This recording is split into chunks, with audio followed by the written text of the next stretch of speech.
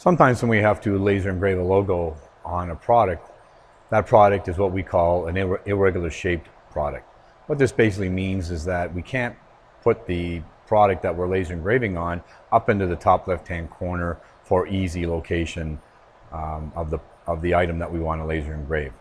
This makes it a lot harder for us to locate the actual logo that we want to locate and engrave on the product that we want to laser. With the Trotec laser, this is actually quite easy to do if we follow a couple steps. You can see here I'm going to do this logo and I'm going to place it on a plaque. The first thing I want to do is make sure that my page size, which is located up at the top here, corresponds to the size of my logo. I don't want the page size to be exactly the size of the logo.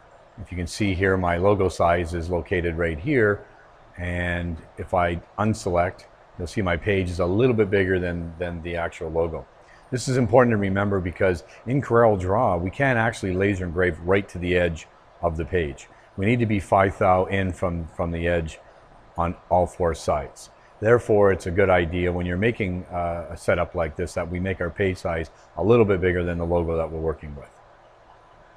Once we've got the logo created, all we need to do now is go File Print, which is Control P, or is File Print.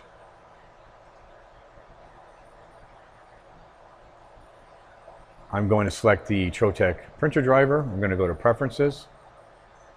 I'm going to change my page size to 3.3 by 2.3, which is the size of my page. If I go in, I'm going to preset my power and speeds here. 100 power, 80 speed, 500 PPI. I don't have a preset in the material database for this material, but that's fine. I'm just going to use the standard one. Say OK. 500 DPI is my printing resolution.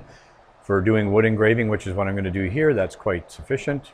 I'm going to click the OK button here, and I'm going to go print. Now you notice here, you can actually see the logo positioned on the page. A lot of people don't realize that this print preview is active on all versions of Corel, and to activate it, just click this little chevron here, and basically if you click it again, it expands out. This is a great way of making sure that the product that you're working with is going to fit on the page that you want to send over. Once you've done, you make sure everything's all right here, you're going to go File Print.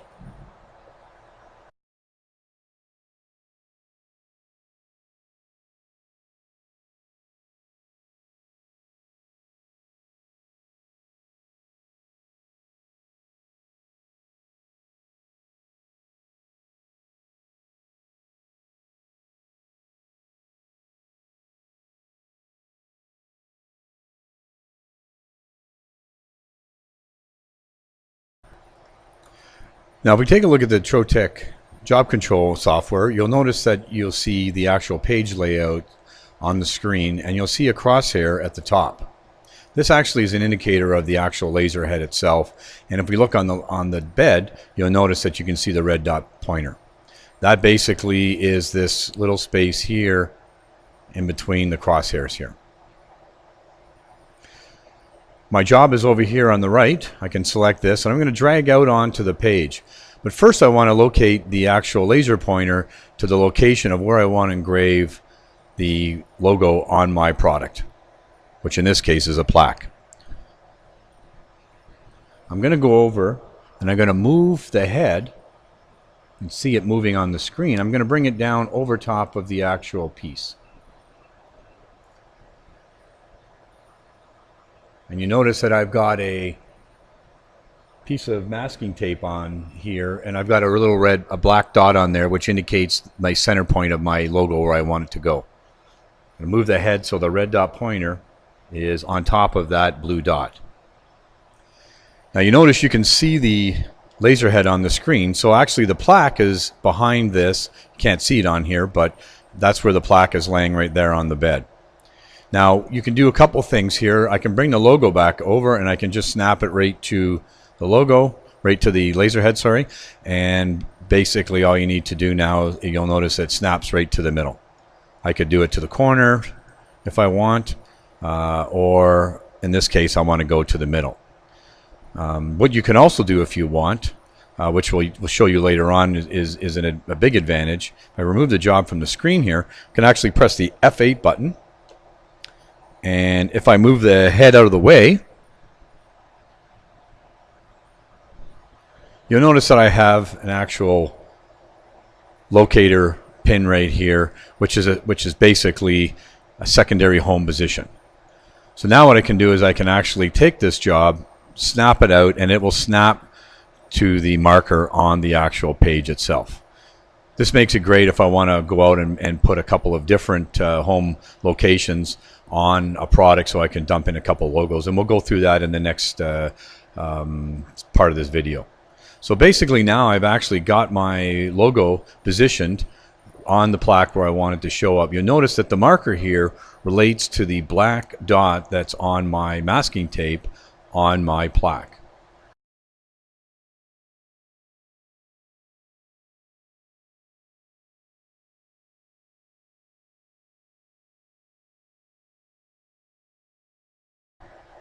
Sometimes we may want to outline the job just to see exactly where it's going to be located on the actual product that we're laser engraving.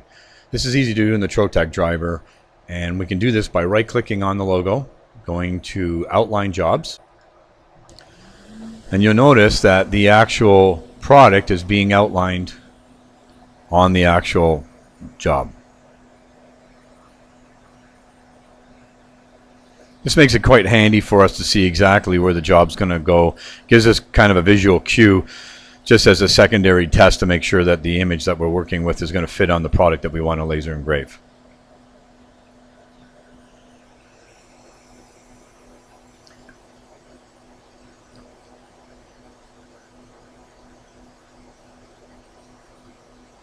Again, this is a very important feature to have, because sometimes what people will do is they'll actually send over a job with minimal power, and they'll look through the glass and look at the red dot pointer and make sure that it's locating where they want to do it. But this one actually is easy. It's right in the actual menu and allows us to quickly get a positional location with the outline of the image that we're working with.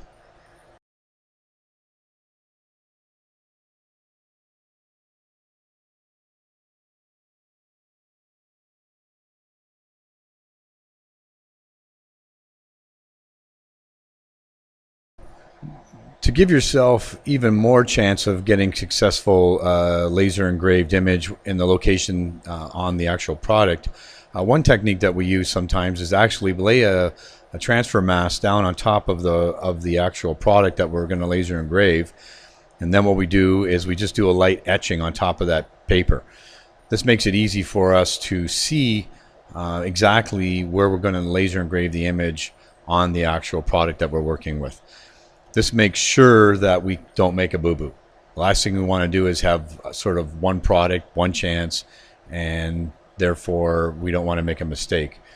This is why it's very imperative that we charge properly when we're doing these types of jobs for people. If you're doing 1,000 of them, it's not such a big deal, because once you get the first one set up, you can make a jig out of it.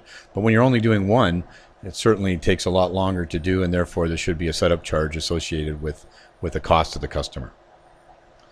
So all I'm going to do now is I'm actually going to send the job over to the laser machine with very minimal power. So instead of my 80 speed, I'm going to go to 100 power, or 100 speed, and I'm going to drop this down to about 30 power. And this will basically go into the actual masking, but it won't actually go all the way through.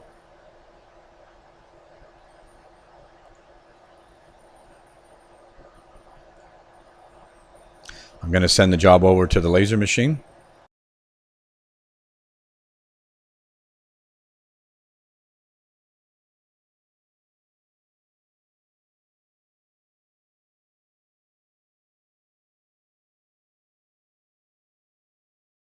And you'll notice that you can see on the actual paper mask, you can actually see the logo being engraved, but I'm actually not going through into the wood. This allows me now to have a fairly good looking image that I can see, but I'm actually not affecting the wood underneath.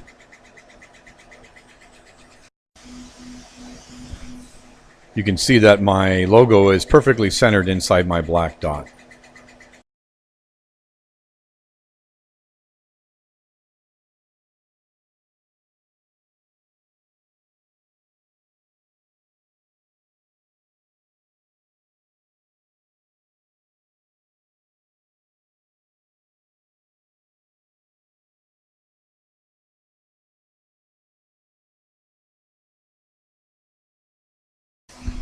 So you can see on the actual plaque that the logo is perfectly positioned in the exact location that I want it to go.